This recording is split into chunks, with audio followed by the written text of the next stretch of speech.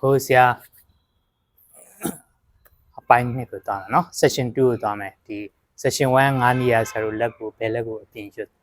ရစ်ပြီးတော့ချုပ်ထားမှာအခုကြတော့ဒီအတွင်းကိုပဲရစ်တာအဲ့ဒါ6နည်းရှိနော်အဲ့ဒီအတွင်းကိုရစ်သွားမှာနော်အဲ့တော့အခုဆရာတို့ဒီလိုချိန်ထားတယ်ပေါ့ချိန်ထားဆိုရင်ဒီလိုဒီဘက်ကိုရစ်တယ်ဆိုတော့ဒီကိုပုတ်လိုက်တယ်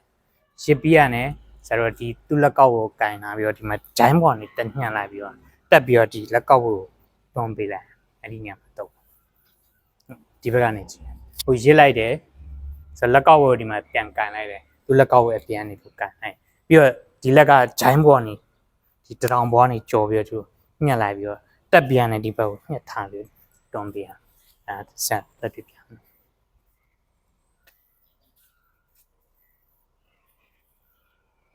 ဟိုထိုးလိုက်တဲ့ဆရာတို့ဒီမှာရစ်လိုက်ပြီးတော့ဒီမှာလက်ဒီလိုလက်ပြန်ကန်လိုက်တက်ပြီးတော့ဒီဂျိုင်းပေါ်နေသူကြော်ဂျိုင်းတရောင်ပေါ်နေသူကြော်ညှက်လိုက်မယ်ဆိုတော့ဒီမှာဒီဘက်ကဒီမှာတော့ကပ်ပြီးတော့ဒီမှာဖိထားလိုက်နော်ဒီရောပြီးတော့မှဒီလက်ကောက်ဝဲရဆရာတို့အပြင်ဒီလိုတွန်းခေါက်ပေးရ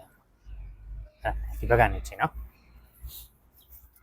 ဟိုဒီကောင်တွန်းလိုက်တယ်ဆရာတို့မှာကန်လိုက်တယ်နော်လက်ကွာနဲ့ကန်ပြီးဒီတရောင်ပေါ်ကနေသူကြော်လိုက်ကြောဒီမှာဖိထားလိုက်ဒီညာလေးကိုဒီမှာကွေးယူရမှာနော်တွေ့လားဒီဟာဆွဲပြီးဒီကိုကွေးပြီးတော့ဒီမှာရှေ့ကိုနောက်တလန်းတက်ပြရမယ်ဒီမှာကိုကကတ်ထားနော်သူ့ရဲ့လက်ကောက်ဝဲကိုဒီမှာတွန်းခေါက်ပေးရမယ်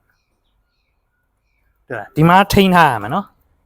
ဒီဟာနဲ့ယူပြီးတော့ထိန်းထားကတ်ထားရမှာအဲ့တော့မှဒီလက်ကောက်ဝဲကတွန်းမင်းတက်ရောက်မှုရှိနော်အဲ့တော့ရှေ့ကိုချိန်ထားလိုက်ရှင်းလိုက်တက်ဂျိုင်းညက်တက်တွန်းခေါက်ဟုတ်တယ်ဟိုဘက်ချိန်ရစ်တက်ညက်သက်ခေါက်ဟုတ်ပြီနောက်တစ်မိနစ်ချိန်ရစ်